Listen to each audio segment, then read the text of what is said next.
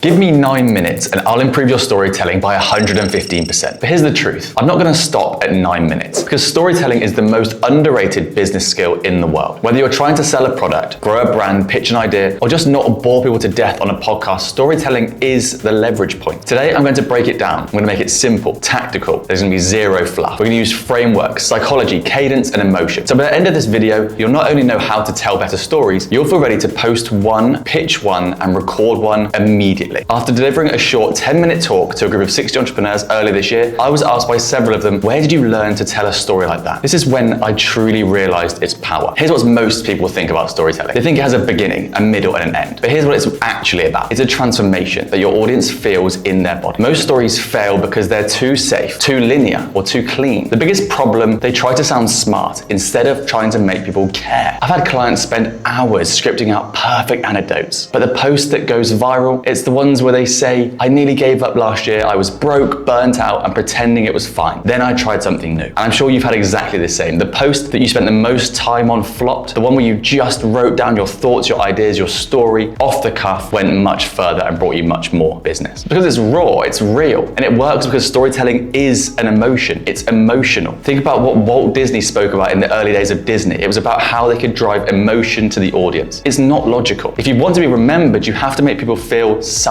Emotion is the reason people say that story stuck with me. In the same way that music makes people feel an emotion because it drove a memory for them. It's cue-dependent memory. The trick, you don't need a big sob story. You need an emotional specificity. So don't say, I was stressed. Say, I stared at the invoice, $8,000 due. My hands were shaking, my chest was tight, and for the first time I wondered if I'd made a huge mistake. Because that's your movie. Your brain can't ignore it. You feel emotions. You feel the chemicals in your body reacting with what you're hearing. Emotion builds connection, and the connection, that's what builds the trust. Trust then leads to the action. And when we're going on podcasts and we're borrowing trust from other people's audiences, the most crucial thing we need to do is build connection, build that trust so we can get them to take some action at some point. And when you add the contrast between who you were and who you became, that's where the real power actually lies. People love the transformation story. We all love an underdog story. And that's not to say that you have to have an underdog story, but it's the way that you frame it that shows a transformation. Because storytelling is not about you being a hero. This is where people go really, really wrong. It's about the listener seeing themselves in your story and in your transformation. They are vicariously putting themselves in your shoes, linking it and relating it to their own lives. Most people rush their stories, but storytelling is like music. You need rhythm, pauses, beats. Do you want to hold attention? Slow down when it matters.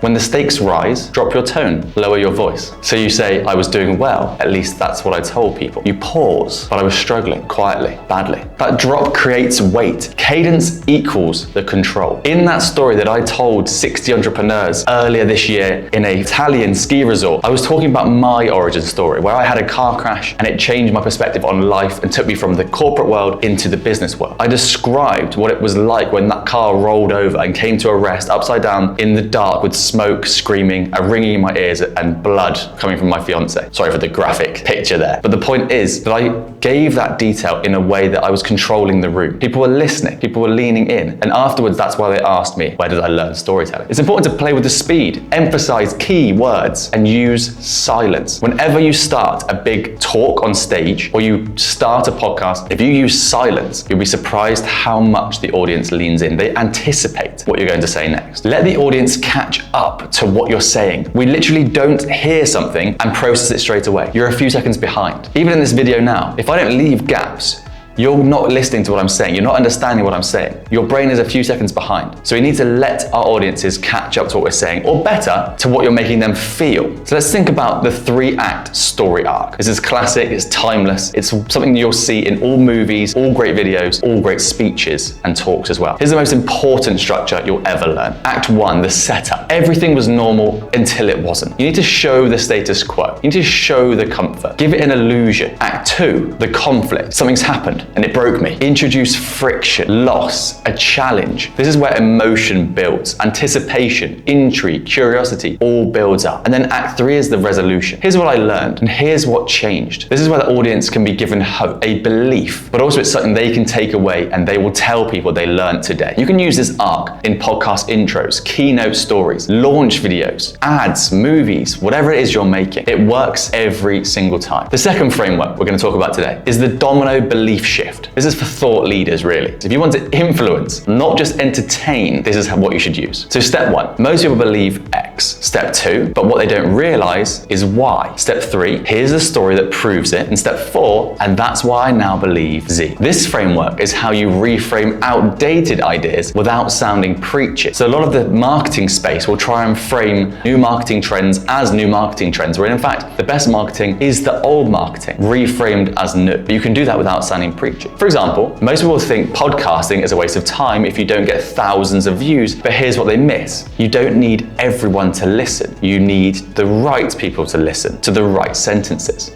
I've had clients get high-ticket sales from interviews with 200 downloads. That's the leverage of long-form trust. And that's just one example of how I can make old-school marketing sound new without it being preachy. Framework 3 is the epiphany bridge. So this is really an emotional hook. This one is my favorite. Every good story has a moment where it drops. The penny drops. So I used to believe, then something happened, and then I realized. There's an epiphany. And when you share it with emotion and cadence, your audience experiences it with you. That epiphany moment, that spark in your mind. And that really is the key to vulnerability, because you're all learning or realizing something together. So don't just say, I realized I needed to delegate. Say, I was sat at the office at 11:47 p.m. manually updating a spreadsheet. Again, I hadn't eaten. Again, my partner had stopped waiting up. And I thought, is this really what I built a business for? That's when it hit me.